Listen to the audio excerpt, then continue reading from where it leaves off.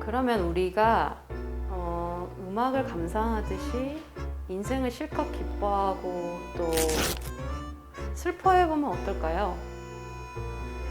목표랑 방향, 속도와 성과를 바라보느라고 사실 애써 외면하고 멀리했던 그 내 인생의 많은 순간을 뭐 쓰면 쓴 대로, 달면 단 대로 그 맛을 깊이 음미해보면 어떨까? 그게 삶의 낭만적인 삶이 아닐까 생각합니다. 그렇다면 우리 인생을 낭만적인 노래로 가정해 보자. 그리고 인생을 낭만적으로 노래해 보자. 우리 인생은 어쩌면 가장 아름답고 완벽한 음악이다. 느린 박자, 빠른 박자, 높고 낮은 음정, 메이저와 마이너, 수많은 코드의 화성들, 이토록 다양한 어울림이 아름다운 음악을 이루듯이 우리 인생이라는 음악도 지금 나만의 박자와 리듬 그리고 선율을 만들어내고 있는 건 아닐까? 그렇다면 우리 음악을 감상하듯이 인생을 실컷 기뻐하고 또 슬퍼해보면 어떨까? 목표와 방향, 속도와 성과를 바라보느라고 애써 외면하고 멀리했던 내 인생의 그 많은 순간들을 쓰면 쓴 대로, 달면 단 대로 그 맛을 깊이 음미해보면 어떨까? 이것이야말로 삶의 낭만적인 삶이 아닐까? 그렇다면 우리 인생을 한번 낭만적인 노래로 가정해 놓고 우리의 인생을 한번 낭만적으로 노래해보자. 그렇게 해서 우리 인생의 낭만을 노래해보면 어떨까요?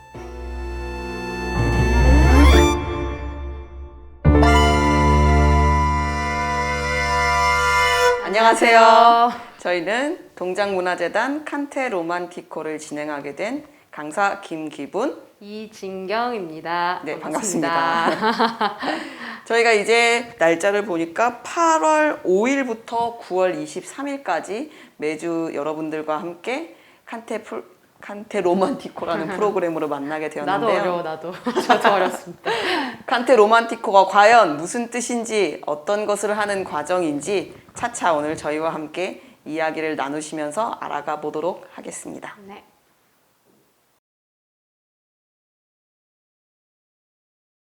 저는 현재 연극 배우이자 문화예술 교육가로 활동하고 있는 김기분이라고 합니다. 반갑습니다. 반갑습니다. 저는 주로 극단 여행자라는 단체에서 배우로 활동하고 있고요. 또 몇 년 전부터는 분기탱천이라는 제 개인 단체를 동작구에서 운영하고 있습니다.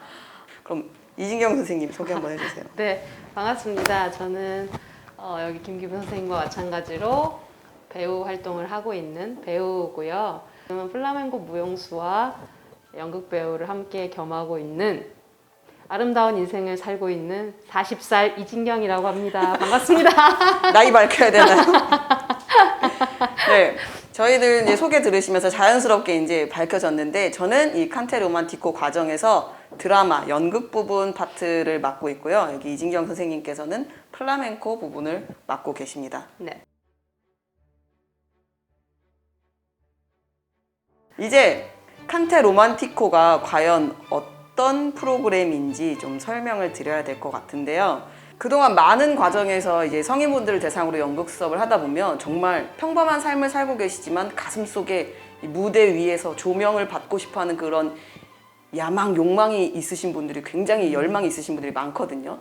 그런 분들과 수업을 굉장히 재밌게 진행하다가 좀 더 새로운 게 없을까라고 고민을 했는데 마침 이 플라멩고라는 이 뜨거운 장르가 여러분들의 그 뜨거운 열망을 잘 뽑아낼 수 있지 않을까 하는 생각에 이 연극과 플라멩고 장르를 합친 프로그램을 개발하게 됐고요. 많은 분들이 이 제목을 궁금해하실 것 같아요. 칸테 로만티코. 이 뜻에 대해서 한번 말씀을 드려야 될 것 같은데, 선생님, 칸테가 무슨 뜻인가요? 깐테는 보통은 저희 이 플라멩고의 가장 중요한 노래예요. 깐테가 노래하는 사람도 깐테라고 하고 노래라는 명칭도 깐테라고 하는데, 저희 나라로 치면 판소리 같지 막 그 춤을 출 때 늘 함께 해야 하는 그 깐테가 굉장히 중요한 역할을 해요. 빨마도 쳐주고 노래로 끌어가기도 하고, 리더죠, 리더. 사실 깐테가 리더라고 볼 수 있어요. 기타와 함께. 무용수는 그냥 발재간 부린다고 생각하시면 되고, 그래서 굉장히 중요한 리듬과 선율과 모든 것을 아우르고 있는 노래라고 보시면 됩니다. 이 칸테가 기능적으로는 플라멩코에서 이런 노래, 음성적인 표현들을 담당하고 있는데, 제가 또 사전 매니아로서 이제 초록창의 사전을 찾아보면 칸테 설명 중에 이런 게 있어요. 이 음성을 통해서 슬픔, 기쁨, 비통함, 환희, 공포 등 사람의 모든 감정과 심리 상태를 표현하는 통로 역할을 한대요. 이 점의 매력을 느꼈고, 또 칸테에 단순히 노래하다라는 뜻이 있으니까 우리 여러분들과 만나서 이 나의 인생에 드는 감정들 여러 가지를 노래하면 어떨까라는 생각을 했고, 로만티코라는 거는 그 말 그대로 로맨틱, 낭만이거든요. 우리 사실 요새 살면서 삶의 낭만을 잃어버린 지 오래잖아요. 그래서 이 과정을 통해서 우리 모두 나의 잊혀진 낭만을 찾고 그거를 아름답게 뜨겁게 노래해보자 라는 뜻에서 칸테 로만티코라는 제목을 짓게 되었습니다.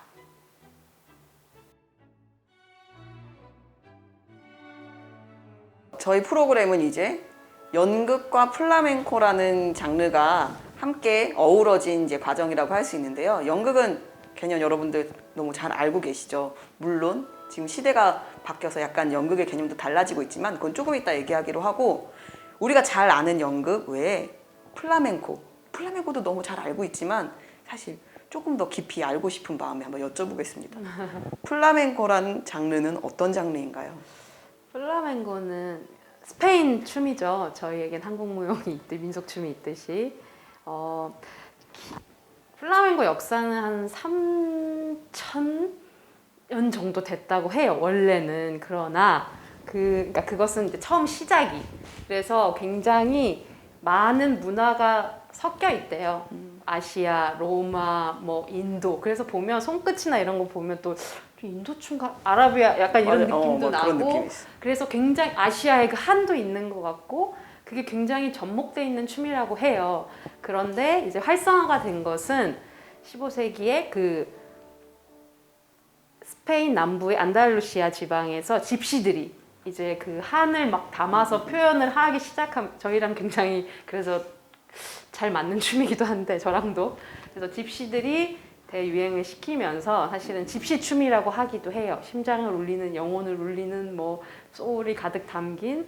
그래서 그 집시들이 힘들었잖아요. 사실 인생도 힘들고 삶도 힘들었기 때문에 밟고 두드리고 표현하고 소리내고 노래 부르고 기타를 치고 뭐 동굴 안에서도 했다는 얘기도 있고, 그래서 굉장히 그때부터 더욱 커진 춤이라고 할 수 있죠. 플라멩고는.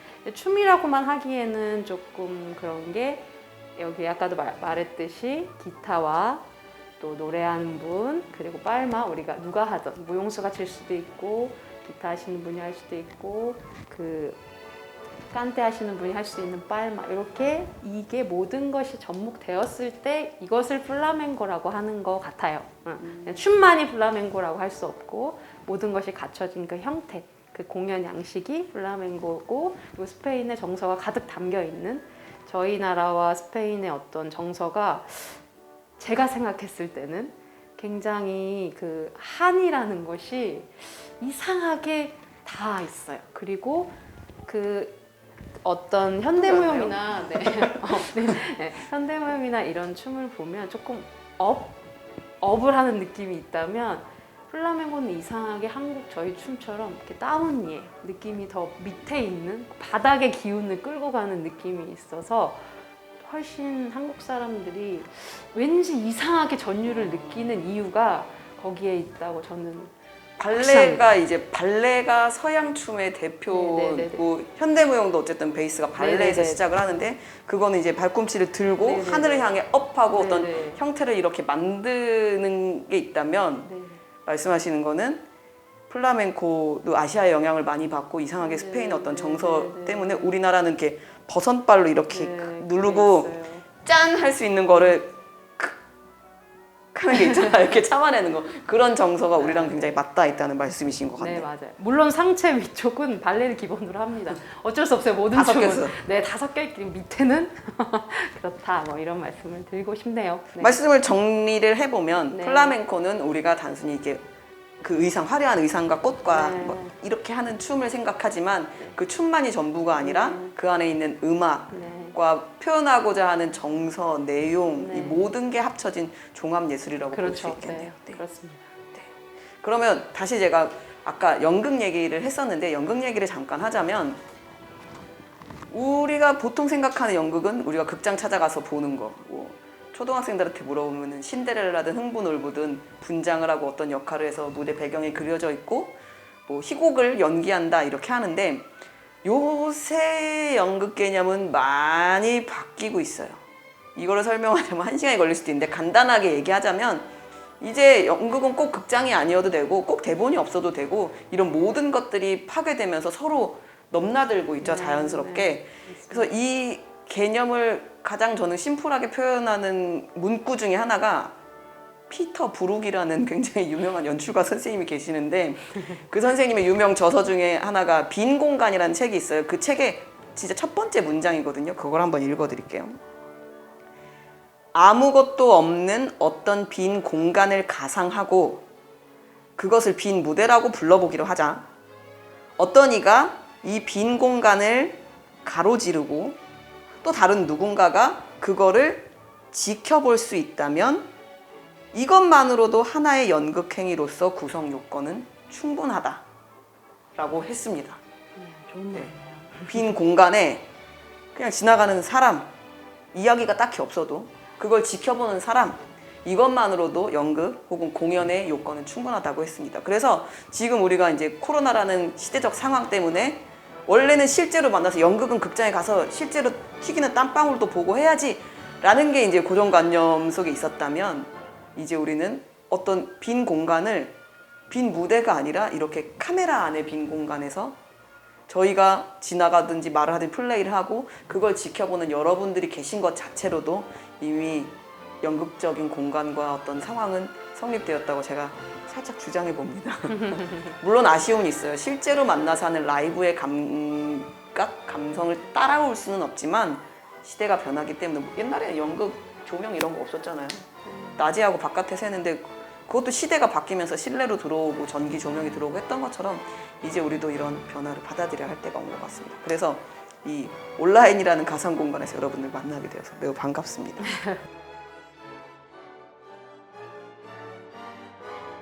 그러면 간단하게 칸테 로만티코 8주의 과정을 제가 주제로 설명해 보도록 하겠습니다. 교육 주제를 제가 진짜 간단한 워딩으로 정리해 봤거든요. 첫 번째 주에는 오늘은 인사하다입니다. 저희가 인사를 드렸죠.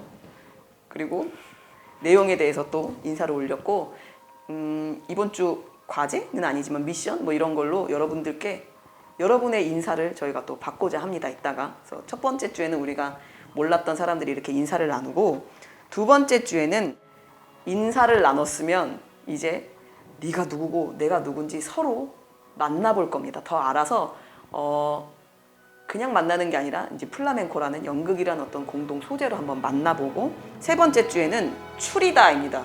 추리다 뜻이 여러 가지 중에 뭐 한두 개를 골라낸다라는 뜻이 있는데 여러 감정을 경험해보고 그 안에 내 안에 떠오르는 몇 가지를 추려내서 대표적인 나의 정서를 골라보고요.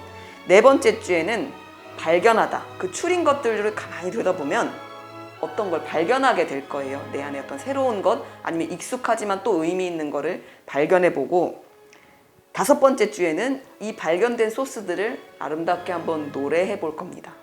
노래가 진짜로 싱을 한다는 게 아니라 그 상징적인 표현이죠. 마음껏 은유하고 표현한다 이런 뜻으로 볼 수 있고요. 6번째 주에는 더하다. 공연이 되려면 약간 지금 조명도 있고 저희 의상도 있고 오늘 화장도 했듯이 발견된 어떤 것에서 조금 더 공연화될 수 있도록 무언가를 아름다운 것들을 더해 볼 거예요. 그 다음에 7번째 주에는 이 더한 것들을 또 예쁘게 다듬는 과정. 제가 인절미 표현 자주 쓰는데 인절미 맛있게 먹으려고 떡고물을 잔뜩 묻혔으면 먹기 전에 한번 털어야 돼요. 안 털면 목에 걸리잖아요. 그래서 7번째 주에는 한번 터는 과정. 깔끔하게 다듬고 마지막 주에는 나타내다. 내 존재를 내가 준비한 것들을 세상에 나타낸다. 라는 과정까지 8번의 과정을 경험하시게 될 겁니다. 이걸 이렇게 설명했는데 파리가 이렇게 지나가요. 이런 거 살려주셔도 돼요.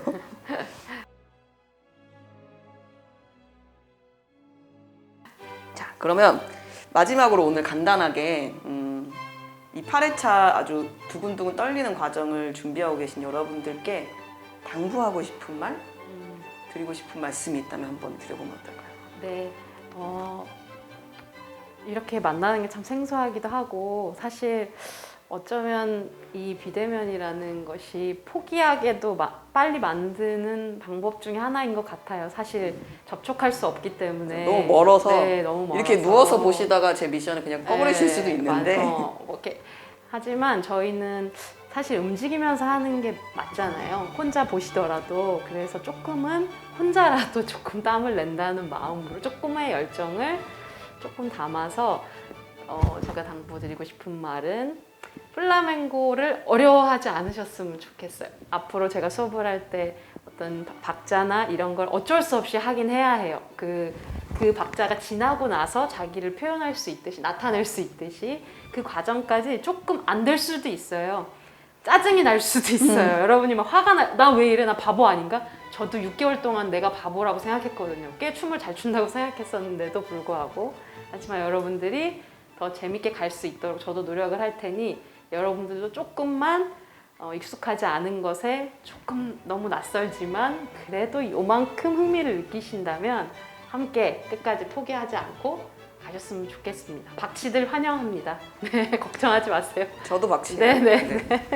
그래서 저는 개인적으로 당부드리고 싶은 게 이런 과정을 많이 하다 보면 많은 분들이 포기하게 되는 결정적인 순간이 내가 틀렸다고 생각할 때, 내가 잘 못해서 그 모습을 보이기 부끄러울 때 가장 많이 포기를 하시는데 예술은 맞고 틀리고의 문제가 아니라고 말씀드리고 싶습니다. 당장은 뭐 틀리더라도 그 새로운 세계로 한 발을 내딛어 보는 거, 그 새로운 경험에 많은 의미가, 가치가 있는 것이고 저희는 틀리고 이상한 거 없으니까 막 하셨으면 좋겠어요. 네, 그게 또 굉장한 아름다움이고 거기서 어마어마한 것들이 나옵니다. 그러니까 틀린다고 숨지 마시고 내가 이상하다고 숨지 마시고 마음껏 이상해지시길 바랍니다.